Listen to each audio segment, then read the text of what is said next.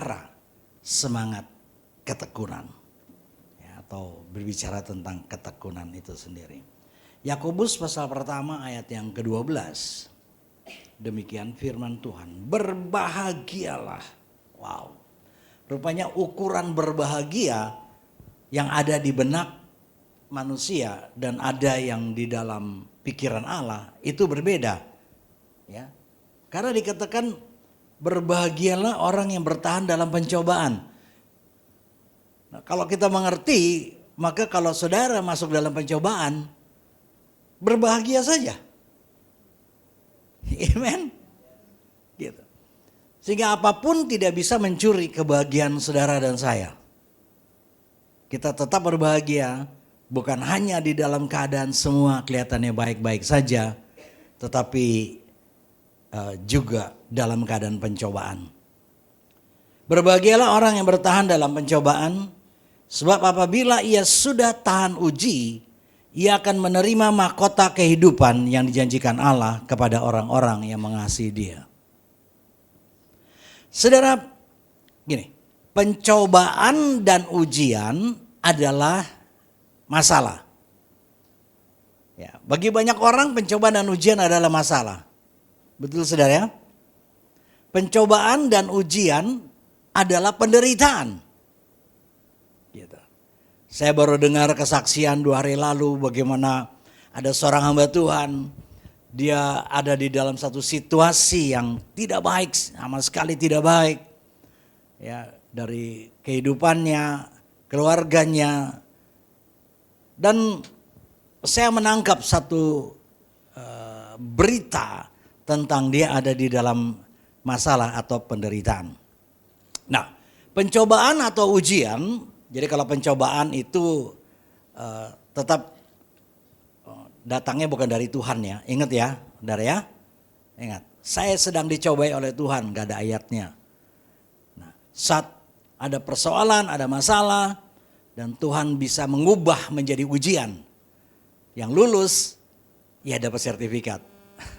Kalau Ayub lulus dapat seperti emas ya. Nah, pencobaan dan ujian adalah masalah, pencobaan dan ujian adalah penderitaan. Simpan ini. Kemudian ketekunan adalah terus menerus. Jadi kalau mau cari terjemahan ketekunan apa sih? Ya terus menerus. Gitu. Kamu harus tekun terus menerus gitu. Ketekunan itu tetap setia, ketekunan itu konsisten. Ya, saudara ya. Jadi kalau saya gabungkan antara pencobaan dan ujian yang adalah masalah dan penderitaan, kemudian ada kata ketekunan, maka waktu saya gabungkan ini yang muncul adalah begini. Ya, ketekunan dalam pencobaan dan ujian. Pencobaan dan ujian adalah masalah dan penderitaan yang terus menerus. Jadi saya mau sampaikan begini sederhananya. Ketekunan adalah terus menerus menderita. Mudah kan? Gitu. Kalau ada orang yang dikatakan tekun, pasti menderita.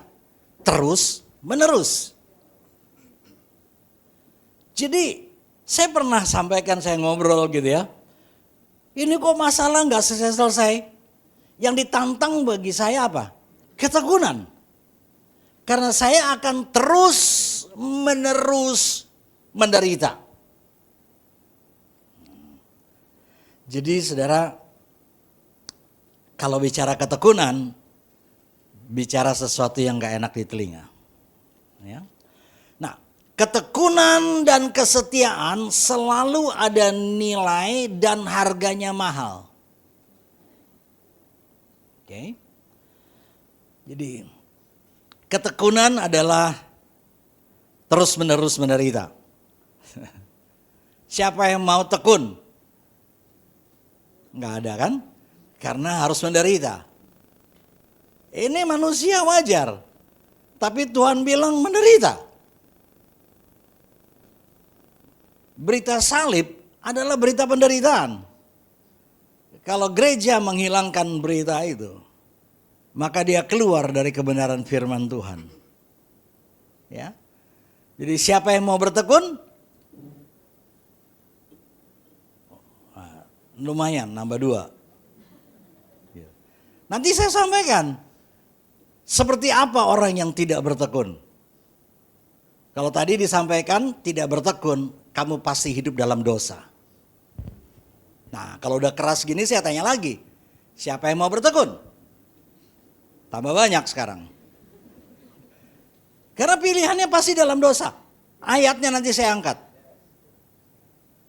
Oke? Siapa yang mau bertekun? Hampir semua. Bilang kiri kanan, engkau terus menerus menderita. Jangan pikir angkat tangan terus selesai. Bilang, engkau terus menerus menderita. Tidak ada ketekunan tanpa penderitaan. Gini. Ketekunan dan kesetiaan selalu ada nilai dan harganya mahal. Lawan dari ketekunan adalah pengkhianatan. Karena ketekunan adalah kesetiaan. Kalau saya tidak lagi setia dengan istri saya, berarti pengkhianatan atas janji. Kalau saya tidak lagi setia kepada Tuhan, berarti pengkhianatan terhadap Tuhan. Sekarang saya tanya lagi, siapa yang mau bertekun?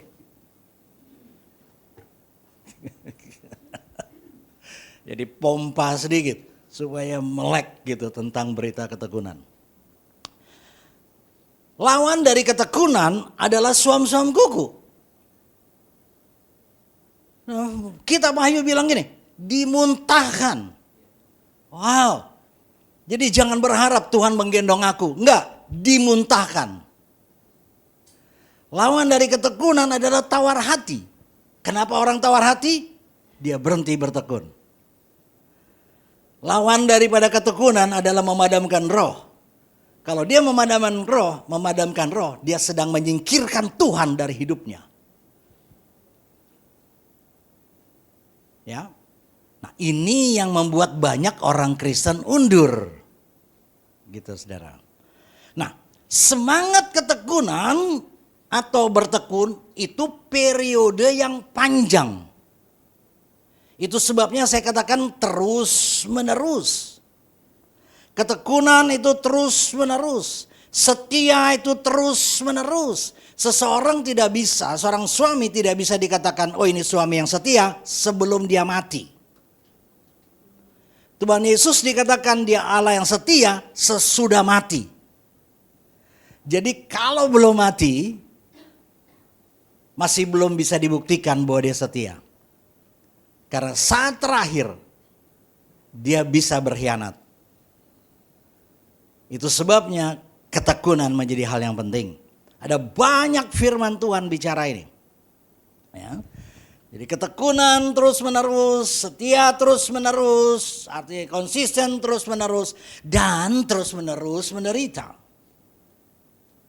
Kalau saudara baca Alkitab, saudara akan ketemu ya gini, dari Kejadian sampai Wahyu, yang saudara ketemu begini, terus menerus. Gak ada tuh yang namanya, oh sekarang menggebu-gebu, besok loyo. Itu tidak Alkitabiah. Alkitab selalu bicara terus menerus. Terus menerus. Ya. Nah, terus menerus mengasihi. Jadi gini, aku mengasihi, besok aku gak mengasihi. Nggak bisa, itu pengkhianatan terhadap firman. Terus menerus berdoa. Siapa orang Kristen di sini yang berdoa hanya kalau ada masalah? Ya, dia nggak bertekun. Gitu. Karena dia sedang putuskan hubungan dengan Tuhan. Jadi terus menerus memuji. Makanya dilatih mulutnya, mengutuk atau memuji. Terus menerus berbuat baik. Kadang-kadang berbuat baik. Kadang-kadang enggak. Itu tidak bertekun. Gitu. Kalau dia berbuat baik terus, tiba-tiba dia berhenti berbuat baik, dia sedang tawar hati. Karena roh Tuhan selalu mengajak untuk berbuat baik terus menerus. Terus menerus mengasihi, terus menerus berdoa, terus menerus memuji, terus menerus berbuat baik, terus menerus berjuang. Sampai kapan? Sampai Tuhan Yesus datang. Ya, syukur-syukur diangkat. Kalau nggak diangkat, ya penderitaannya berlangsung terus. Itu sebabnya kitab Wahyu itu kalau bicara orang mati, dia sudah selesai dari penderitaan. Nah, di sini nih orang mati kah? Halo, pagi-pagi itu.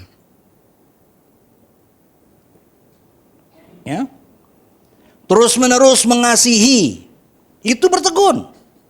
Terus menerus berdoa, terus menerus memuji, terus menerus berbuat baik, terus menerus berjuang, terus menerus menabur. Firman Tuhan berkata, jangan lihat kapan harus menabur. Enggak, terus menerus menabur. Karena kita enggak tahu kapannya akan bertumbuh. Terus menerus renungkan firman. Siapa yang sekali-sekali merenungkan firman? Dia sedang menyingkirkan Tuhan karena firman adalah Allah. Terus menerus sabat mini. Terus menerus ibadah mingguan. Kalau enggak dia sedang tawar hati pasti.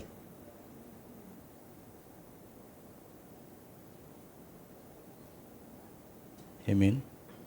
Saudara tahu Tuhan Yesus bilang, waktu aku datang lagi, apakah aku dapati iman di bumi?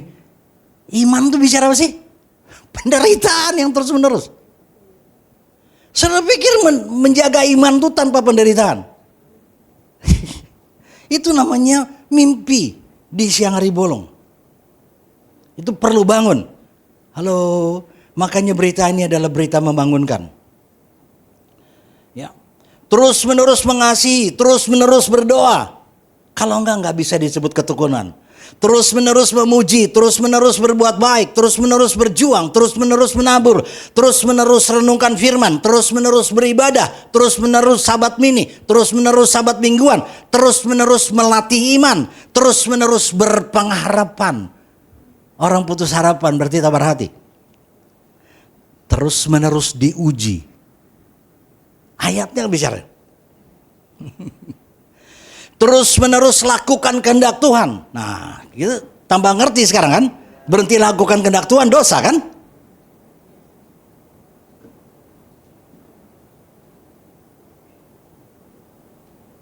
Diam semua. Ya biar shock sedikit dulu. Ya. Nah, gini. Pada waktu orang Kristen terlena, tidak terus-menerus mengasihi, tidak terus-menerus berdoa, tidak terus-menerus memuji, tidak terus-menerus berbuat baik, tidak terus-menerus berjuang, tidak terus-menerus menabur, tidak terus-menerus renungkan firman, tidak terus-menerus beribadah, tidak terus-menerus sabat mini, tidak terus-menerus sabat mingguan, tidak terus-menerus latih iman, tidak terus-menerus berpengharapan, tidak terus-menerus diuji, ya. Tidak terus-menerus melakukan kehendak Tuhan, tidak terus-menerus untuk wake up. Nah, pada waktu itu dia sedang terlena. Dan pada waktu terus-menerus ini hilang, iblis yang ambil alih.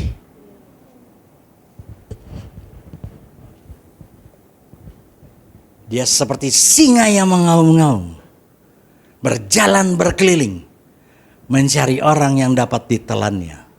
Orang yang tekun bersama Tuhan nggak mungkin bisa ditelan. Kapan dia bisa ditelan? Waktu ketekunannya habis. Roh penurut, daging lemah. Sudah tahu apa yang terjadi? Dia akan disingkirkan dari agenda Allah. Coba lihat Saul. Pak, itu perjanjian lama. Baca perjanjian baru. Ada satu murid yang diserahkan kepada iblis. Itu doa dan dilakukan oleh Paulus. Terus menerus tidak dilakukan, dia akan tersingkir dari komunitas ilahi. Dia akan tersingkir. Dia tidak mungkin tidak disingkirkan kalau bahasa gembala sidang, bahasa baik-baik, tapi dia pasti tersingkir. Dia pasti tereliminasi disingkirkan. Kamu stop ya, nggak bisa ikut lagi dalam pertandingan berikutnya. Minggu depan saya akan sampaikan, hidup adalah pertandingan. Oke? Terus menerus berbuah. Di khotbah minggu lalu cuma jangan bilang keren. Berbuah nggak? Berguna nggak? Bermanfaat nggak? Berbuah bagi maut atau berbuah bagi Tuhan? Nah, kan kita dalamin aja kan. Ini Kristen, anak Tuhan. Anak Tuhan menderita. Jangan pikir nggak menderita. Ya. Terus menerus bersaksi. Siapa yang pernah bersaksi terus berhenti bersaksi? Engkau sedang padam rohmu. Kau pikir Tuhan ada di mana? Oke? Kan terus menerus ini menderita. Setuju? Setuju dong. Kadang-kadang berdoa enggak. Aduh, berdoa lagi. Menderita dia. Baca firman lagi. Menderita. Bangun pagi-pagi. Baca firman. Ayatnya panjang banget. 3 pasal. Menderita kan? Menderita enggak?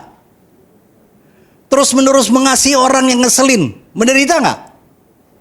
Terus menerus orang yang memfitnah kita. Ya, terus menerus mengasihi. Menderita enggak? Terus menerus berbuat baik kepada orang yang kita pikir enggak layak. Menderita enggak? Halo, bangun dong. Ada air minum yang banyak enggak? Coba bagi dulu nih semua. Ya kan? Pagi ibadah menderita. Nah, terus menerus menderita adalah gambaran ketekunan. Pak, situasi saya nggak bagus, Pak, tapi saya tetap mau memuji Tuhan. Menderita, saudara. Saya pernah mengalami waktu saya mengalami masalah ya sampai di rumah sakit, nggak bisa peace gitu. Begitu di kateter yang keluar 3,5 liter hari pertama, 2,5 liter hari kedua, jadi kira-kira 5 liter itu nampung di perut saya. Dan waktu saya harus ke toilet, saya cuma nyanyi. Ya. Oh my life, you have been faithful. Apa bahasa Indonesia itu? All my life you have been faithful. Lagunya. Setiap saat engkau setia.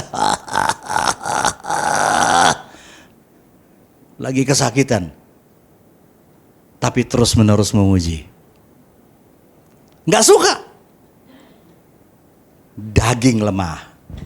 Nah, jadi berhadapan dengan daging sekarang nih. Jadi daging nggak pernah layak di mata Tuhan. Selesai. So, berat nggak? Nggak dijebak. Berat nggak? Hah? Nah, gini. Kalau tahu apa yang akan didapatkan di balik penderitaan yang terus-menerus, maka akan tetap bersukacita dalam penderitaan. Ya, mantap kan? Gitu. Jadi waktu saya tanya berat nggak? Istri saya bilang biasa. Karena dia tahu bahwa di balik penderitaan yang terus-menerus, nah, itu dia, tetap ada sukacita. Saudara punya usaha kok, beberapa kerja kok, emangnya nggak menderita? Tapi nggak dapat upah kan kalau nggak kerja kan, betul nggak saudara? Jadi begitu tahu bahwa di ujungnya ada upah, wah mantap. Ya, buka apa namanya? Warung makan. Jam berapa? Jam 7. Ya bangunnya jam 3 pagi dong. Karena orang jam 7 udah datang masak. Udah datang makan. Warung kita senyum-senyum. Sementara tadi pagi saya bangun kesiangan. Masih kepengen tidur lagi. Jam 5 kurang saya bangun. Istri saya sudah bangun. Saya bilang, aku kesiangan. Tapi yang buka warung jam 7, dia udah menderita. Tapi dia tahu nanti upahnya anakku bisa sekolah dengan uang ini. Aku bisa pergi jalan-jalan.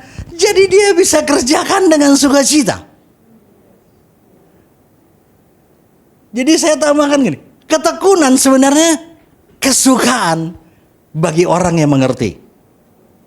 Nah, gitu ya. Mari kita lihat lagi, tadi saya katakan ada banyak ayat tentang ketekunan. Ibrani 10 ayat 36, ini peneguhan dari apa yang saya sampaikan. Sebab kamu memerlukan ketekunan. Stop. Siapa kamu yang memerlukan ketekunan? Ayat ini berbicara kepada siapa? Halo. Bapak Ibu kekasih Tuhan, yang baik, yang setia. Ayat ini untuk siapa? Untuk teman saya. Untuk dia. Halo. Kalau firman gak bisa lagi menegur kita, terus siapa yang bisa menegur kita? Kalau Tuhan aja gak bisa menegur kita, siapa lagi yang bisa menegur kita? Jangan tertutup hati itu.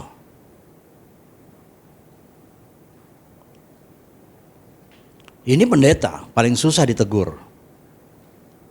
Kata-kata istri saya, kalau bukan mama yang tegur, siapa lagi yang berani tegur? Nah, sekarang saya tambah, kalau firman gak bisa negur kita lagi, siapa yang bisa negur kita? Kalau Tuhan aja ditolak waktu bicara. Oke? Nah, terus ya. Sebab kamu memerlukan ketekunan. Supaya sesudah kamu melakukan kehendak Allah. Nah itu. Kamu memperoleh apa yang dijanjikan itu. Jadi gini. Apa yang dijanjikan Tuhan itu gak sulapan. Gak sulapan. Setelah kamu melakukan kehendak Allah. Apa tuh? Ketekunan. Apa itu? Mengasihi terus menerus. Berdoa terus menerus. Beribadah terus menerus. Renungan firman terus menerus. Berbuat baik terus menerus. Memuji terus menerus. Menyembah terus menerus. Melayani terus menerus. Siapa yang pernah dulu aku melayani. Bersaksi terus menerus. Itu dulu tuh terus menerus tuh. Baru janjinya dapat.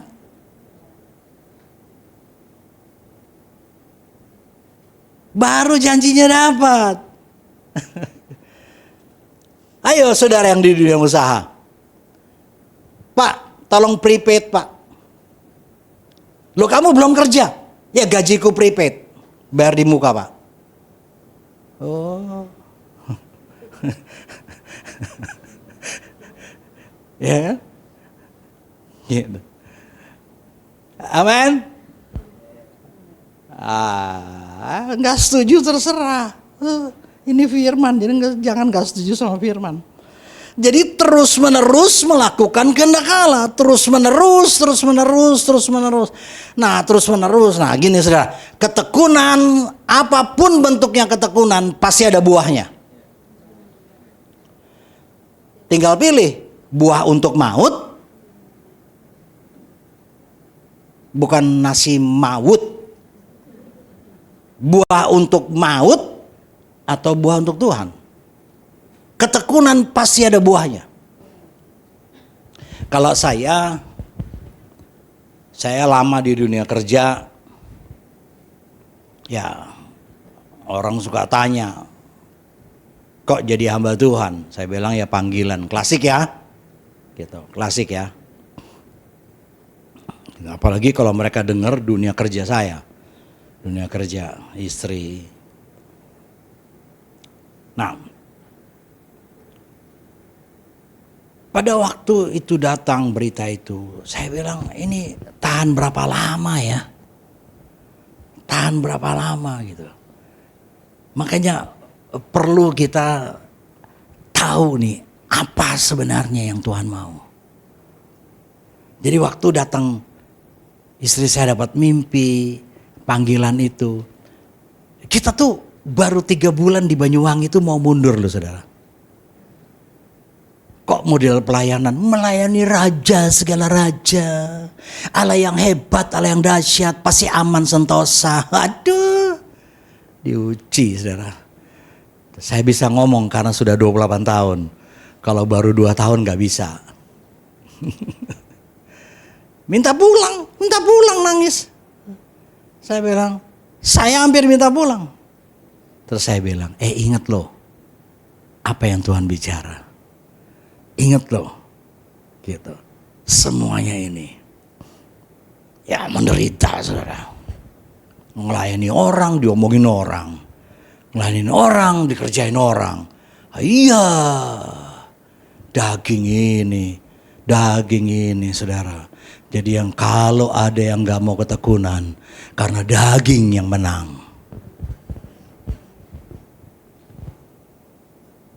Berapa sekilo daging sekarang? Itu aja ada harganya kan? Betul gak saudara? Ya. Nah, kalau saudara buka Yakobus pasal 1 ayat 12. Ayat dasar tadi. Dan ayat yang saya sodorkan ini. Ibrani 10 ayat 36. Mari kalau kita gabung ini. Apa yang bisa kita lihat? Ibrani 10 ayat 36 bilang gini. Sebab kamu memerlukan ketekunan. Dek, kamu perlu ketekunan ya. Kalau enggak lulus lo sekolahnya. Bapak-bapak, ibu, kalau enggak tekun, enggak dapat upah loh. Betul enggak? Betul. Ya, sebab kamu memerlukan ketekunan supaya sesudah kamu melakukan kehendak Allah. Sesudah, bukan sebelum. Yesus mati sebelum kita lakukan apa-apa. Tapi kalau mau lihat janji yang besar, lakukan dulu. Kamu memperoleh apa yang dijanjikan itu. Gabungannya kan ayat dasar ini. Yakobus 1:12. Berbahagialah orang yang bertahan dalam pencobaan. Tuh. Kan berbahagia aja udah upah kan. Sebab apabila ia sudah tahan uji. Apabila ia sudah tahan uji. Lulus dulu dong. Ia akan menerima mahkota kehidupan. So mahkota tuh lewati penderitaan. Yang dijanjikan Allah kepada orang-orang yang mengasihi dia. Lihat apa yang diterima? Mahkota. Upah. Upah yang besar. Tadi dikata the great reward. Orang kadang-kadang saya beli sepeda motor kenapa? Hadiahnya payung. Lah saya dikejar payung Sepeda motornya nyicil menderita loh. Iya kalau ada duit ya cash. Saya dikejar payung loh. Ya. Gitu. Ini loh. 1, 2. Ya kamu juga kamu nanti ya. Tuh di belakang. 25 tahun mereka di tempat ini. Dimarahin, dibanting, diangkat. Penghasilannya dipotong 50%. Tak pikir kabur semua. Ono ya. Kamu dapat upah. Karena kamu tidak undur dari pelayanan. Yes. Gitu. Siap mahkota. Wah, ini istrinya senyum-senyum. Rasakno toh. Menteri Keuangan toh. Wah, jangan pikir nggak menderita. Masih mau melayani. Kamu tetap melayani Pak. Itu muatannya begitu. Ini kan dipotong kabeh nih. Uang makan dipotong, uang transfer dipotong. Bukan curhat ya. Tapi saya cuma mau bilang, ketekunan terus menerus menderita.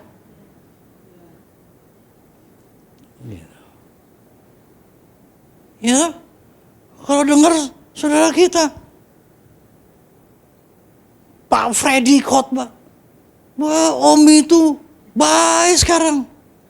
Dulu katanya, iya, garang. Tapi dia tetap masih ada. Garang asem. Dia pernah kabur nih 2 tahun. Berapa tahun? 2 bulan, sorry. Digede-gedein. 2 bulan dia kabur. Dia balik. Dia bilang, Om saya boleh balik. Saya tidak membuka kedua tanganku. Tapi kakiku kubuka. Untuk kau kembali. Kembali ke Tuhan, saudara. Kembali ke kasih mula-mula. Kembali ke sana. Upahmu besar. Upahmu besar. Kalau mengerti upah, nah ini tadi. Nah, ada sukacita, ada pengharapan dalam penderitaan. Yes. Kan? Ada lingkar kuning itu kan? Gitu. Oh ya, saudara. Pak, susun firman menderita nggak? Jangan pikir nggak menderita. Ini orang ngerti nggak nanti ya? Belajar, sekolah, pendidikan. Oh ya. Istri saya kalau udah persiapan khotbah nggak berani deket-deket saya. Iya. Wah deket bahaya. Tapi aku terus menerus cinta dia kok. Iya sudah. Tapi gini, waktu kita lihat ujungnya, kita bilang yes. Dan saudara yang punya ketekunan terus menerus, saya cuma mau bilang, saudara tidak akan pernah habis pengharapan. Hanya mereka yang tetap berharap adalah mereka yang terus menerus bersama Tuhan. Waktu pengharapannya hilang, dia sedang tawar hati. Oke, mahkota kehidupan, belum lagi yang lain-lain, saudara. Nah, saya tambahkan beberapa ayat saja untuk meneguhkan ini. Yakobus 1 ayat 3 dan 4. Sebab kamu tahu. Nah, pertanyaan nih, kamu tahu nggak? Gitu. Sebab kamu tahu bahwa ujian terhadap imanmu menghasilkan ketekunan. Jadi ini semua bicara ujian-ujian iman. Nanti Tuhan Yesus datang. Dan biarkanlah ketekunan itu memperoleh buah yang matang. Ya, kalau belum tetap tekun. Belum dapat buah yang matang, tetap terus menerus. Gitu. Supaya kamu menjadi apa saudara? Sempurna dan utuh. Dan tak kekurangan suatu apapun. Iya, terus menerus menderita tapi bicara nggak kekurangan suatu apapun. Kayaknya nggak cocok gitu saudara. Ketekunan terus menerus adalah proses yang panjang menghasilkan buah yang matang. Buah bagi Tuhan tentunya. Jadi butuh ketekunan sampai sempurna dan utuh. Utuh itu wholeness. Aku nggak butuh apa-apa lagi. Mazmur 23 ayat pertama. Allah adalah gembalaku, takkan kekurangan aku. Siapa yang berani berkata itu? Yang terus menerus menempatkan dirinya di hadapan gembala agung. Gak bisa sepotong-sepotong. Kalau sepotong-sepotong, dia bilang aku kurang ini, aku kurang itu. Ujungnya gini, dia mengeluh. So, lihat bangsa Israel, kitab Korintus bilang begini, belajarlah dari mereka. Karena mereka tidak menerima apa yang dijanjikan. So minimal udah berbahagia dong.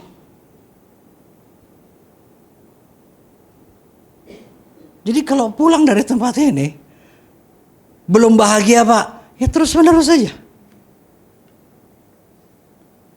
Tambah ya, Yakobus 5 ayat 11. Sesungguhnya kami menyebut mereka berbahagia. Tuh kan, siapa? Yaitu mereka yang telah bertekun bukan akan bertekun. Kamu telah mendengar tentang ketekunan Ayub, dan kamu telah tahu apa yang pada akhirnya disediakan Tuhan baginya. Karena Tuhan Maha Penyayang dan penuh belas kasihan. Amin, amin, amin, dan amin. Tapi saudara, satu malam hartanya habis. Satu malam anak-anaknya mati semua. Satu malam ada borok dari kepala sampai di ujung kaki. Gatelnya nggak ada obat gatel, sampai harus ambil potongan kaca dia garuk. Itu kan tambah hancur kulitnya. Selesai? Belum. Istrinya bilang, hei, kutuk aja Tuhan. Ada yang pernah seperti ini?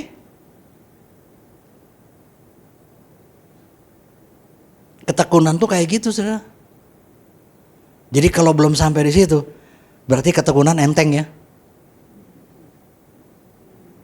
Aduh, aku nih ada di sini apa enggak ya? Berarti ketekunan enteng kan? Lo nggak seberat Ayub loh. Tapi apa upahnya? Anaknya 2 kali lipat, hartanya 2 kali lipat, istrinya tetap 1 ya. Semua. Saya lihat ini. Kemudian upahnya tuh, ini upah terbesar. Ini upah terbesar. Setelah lewat ketekunan, ini upah terbesar. Apa itu? Gini. Selama ini aku hanya mendengar tentang Tuhan. Tapi sekarang aku melihat dan mengalami Tuhan. Ya ampun. Saudara mau tahu, itu kemenangan orang Kristen. Terus menerus. Gitu. Terus menerus. Banyak orang Kristen yang gak tahan. Ya jangan minta janji dong. Kalau tadi saya cerita, kalau saya rekrut orang untuk di perusahaan, gimana pengalaman kerja? Wah, saya banyak Pak.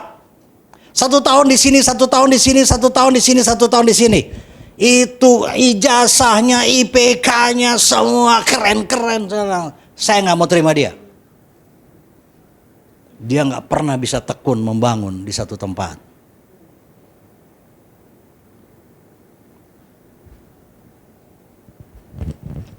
Amin. So pada Ayub mau lipat ganda, pada Elisa mau lipat ganda, dia harus ikut kemana Elia pergi. Dan dia harus tetap fokus untuk menantikan kereta berapi turun menjemput Elia. Kalau dia miss dari itu, dia lolos dari itu, dia nggak bisa dapat double portion. Kenapa ibadah ini penting? Karena setiap kali di ibadah selalu ada message, ada pesan. Secara korporat. Menderita kan, terus menerus menderita dong. Alasannya macam, ada 1 juta, 7 juta, 10 juta, 500 juta alasan. Intinya cuma gini, saya gak mau menderita. Oke? Padahal janji Tuhan terus menerus. Ya. Saya ada sukacita? Menderita dong. Loh, orang gak bersukacita kalau gak lewat penderitaan loh saudara. Kalau biasa-biasa itu gak ada sukacitanya. Saya disebut seperti kuda perang. Nih adem ayem. Aduh, ya apa sih hidup ini? Penuh dengan tantangan. Keren gitu. Nggak usah cari. Tiap hari kita ada tantangan, betul lah. Tantangan renungkan firman, betul lah. Wapet Pak. Gitu. Betul saudara? Lihat perumpamaan hakim yang terus menerus janda. Apa dikejar janda maksud saya. Bukan untuk minta dikawinin. Hakim ini hakim gak baik loh. Perumpamaan ini. Tapi si janda tetap kejar untuk kasusnya. Tang. Ini hakim tidak baik. Terakhir hakimnya bilang, ini ngerepotin aku terus sih. Wis tak lolosi. Jangan cari jodoh. terus menerus repotin Tuhan, lo dapet. Jangan cari kantau. Gak ngerti istri saya. Terus menerus repotin Tuhan. Nah, ini perumpamaan Tuhan toh. Betul. Ada keluarga yang belum bertobat. Terus menerus repotin Tuhan.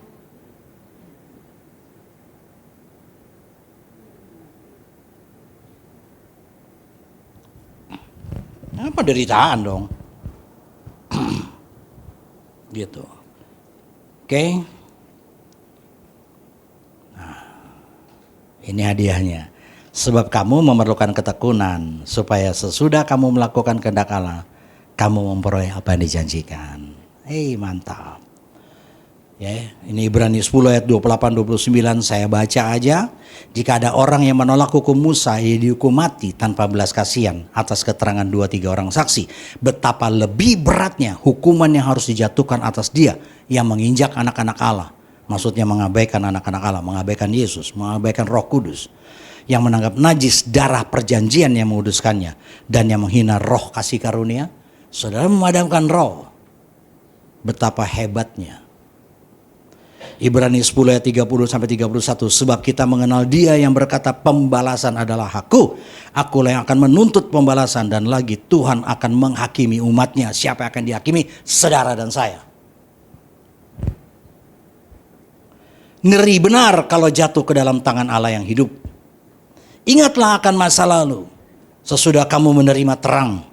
Kamu banyak menderita oleh karena kamu bertahan dalam perjuangan yang berat. Wah. Ya kan? Baik waktu kamu dijadikan tontonan oleh cercaan dan penderitaan maupun waktu kamu mengambil bagian dalam penderitaan mereka yang diperlakukan sedemikian. Memang kamu telah turut mengambil bagian dalam penderitaan orang-orang hukuman dan ketika harta kamu dirampas, kamu menerima hal itu dengan sukacita. Sebab kamu tahu bahwa kamu memiliki harta yang lebih baik dan yang lebih menetap sifatnya. Sebab itu janganlah kamu melepaskan kepercayaanmu karena besar upah yang menantinya. Ayat 39 saya lompat, tetapi kita bukanlah orang-orang yang mengundurkan diri dan binasa, tapi orang-orang yang percaya dan yang beroleh hidup. Setelah ayat ini masuk dalam Ibrani pasal 11. Berita apa? Saksi iman.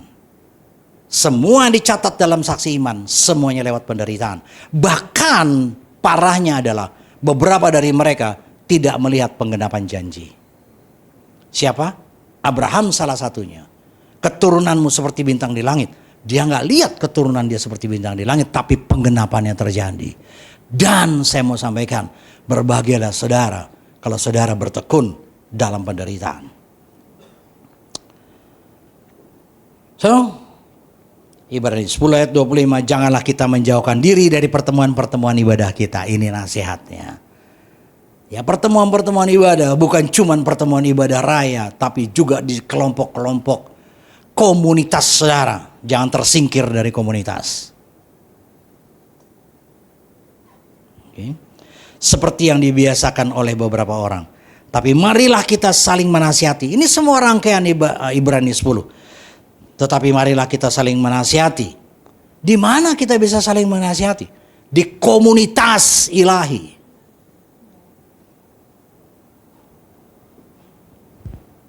Dan semakin giat melakukannya menjelang hari Tuhan yang mendekat. Si ketekunan itu mesti ditambah porsinya. Sahabat bini, pelajari dan renungkan firman. Kalau enggak begitu kita enggak pernah kenal siapa dia. Dan kita bilang ini Tuhan gila kah? Kok aku terus-menerus menderita? Kalau dia mengerti, maka tadi istri saya bilang begini, biasa. Karena dia bisa berkata, aku biasa ditolong Tuhan. Ya, sahabat mingguan saudara dapat kekuatan yang baru. Ibrani 12 berkata, tinggal tetap tidak tergoncangkan. Apa yang digoncangkan? Iman.